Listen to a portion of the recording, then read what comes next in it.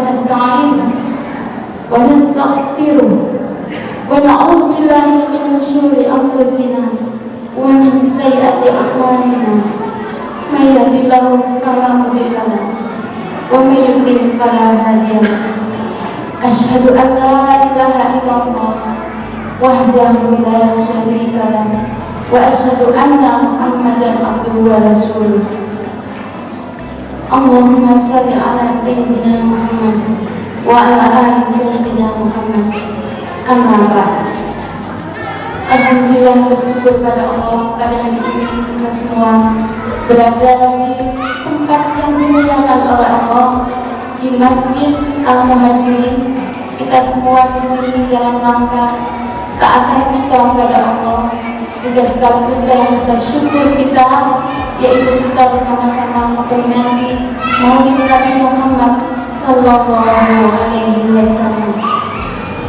Alhamdulillah, merupakan kebahagiaan bagi kita semua. Kita semua diberikan kesehatan, kita semua diberikan nikmat iman dan Islam. Alhamdulillah, ini adalah nikmat yang tiada tara. Dengan iman dan Islam inilah kita semua kelak akan bisa kembali kepada Allah, dan Allah memberikan ridhonya kepada kita. Amin ya Allah rabbal alamin. Pada kesempatan ini saya merasa bersyukur sekali, berbahagia setelah melihat anak-anak dari usia 3 tahun, kemudian anak-anak SD dan tadi anak-anak remaja, serta takbir anak-anak yang SD kelas 3, kelas 1. Masya Allah, luar biasa. Inilah kegembiraan yang luar biasa bahwa anak-anak kita upayakan untuk dekat dengan Al-Quran, karena Al-Quran adalah satu-satunya wahyu yang dibawa oleh malaikat Jibril, mukjizat yang terbesar yang diberikan pada Nabi kita Muhammad Sallallahu Alaihi Wasallam. Rasa syukur inilah yang membuat kita terus berjuang, terus menyebarkan kebaikan, terus menggapai ridha Allah, meneruskan risalah perjuangan Rasulullah Sallallahu Alaihi Wasallam. Pada kesempatan ini kami perwakilan dari PPD Al-Muhajirin, mewakili para sekolah, juga mewakili dari RTQ Firdaus, dari jajaran playgroup dan TK Al-Azhar, yang kami mencoba untuk memberikan yang terbaik untuk anak-anak di sekitar wilayah Araya.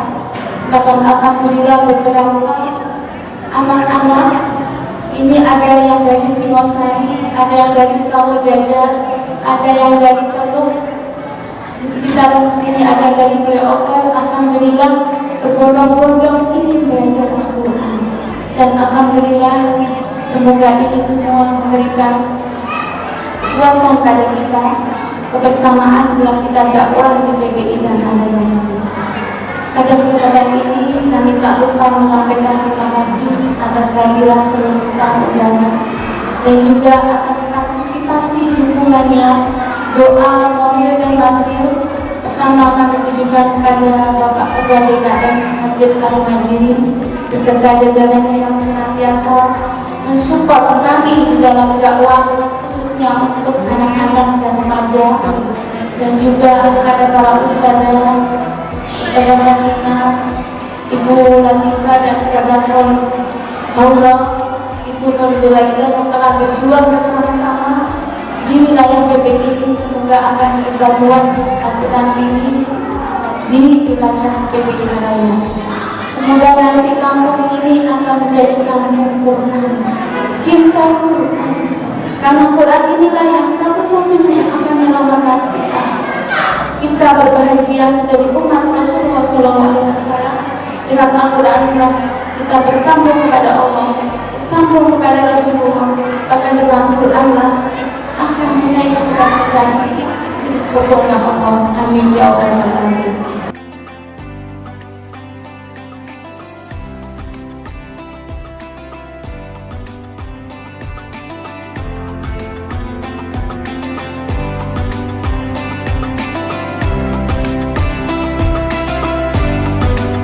Assalamualaikum warahmatullahi wabarakatuh.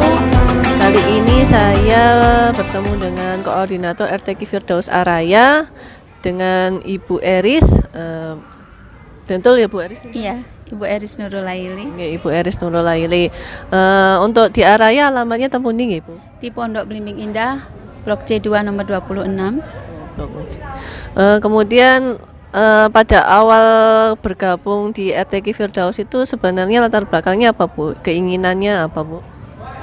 Keinginannya adalah ingin menyebarluaskan Al-Quran dari usia anak-anak yang paling dini, dari usia 3 tahun.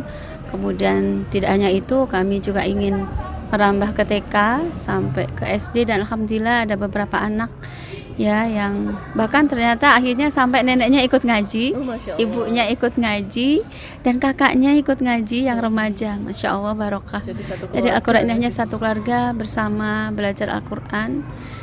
Ya alhamdulillah Allah berikan kemudahan setelah bergabung dengan RTQ Firdaus ya, Masya Allah. Berarti awal bergabung dulu tahun berapa Bu? Sudah berapa lama Sudah bergabung? 2 tahun ini tahun kedua. Iya. Masya Allah, alhamdulillah. Kemudian latar belakang orang tuanya, santrinya ada berapa Bu? Jumlah santri Oke. sekarang sudah, kalau yang sore ada 25, yang pagi itu ada 12 ya, 11 ya. Iya. Jadi, Karena ada pandemi ini, jadi ada beberapa anak yang belum masuk karena masih takut adanya virus corona, jadi ada yang belum hadir gitu ya. terus untuk metode yang digunakan di Araya apa Bu untuk hafalannya? Kita hafalannya metodenya talaki, dan juga kita ada beberapa program dari metode Umi. Jadi kita sama-sama menggunakan metode Umi untuk mengajarkan membaca Al-Quran ya. Jadi ada hafalan doa, hafalan hadis gitu. Ada program baca baca tulis Al-Quran, kemudian ada juga bacaan sholat gitu. Jadi tidak hanya menghafal saja gitu. Ya, jadi programnya ada hafalan sholat, hafalan hadis juga. Iya. Jadi ada menulis juga gitu ya.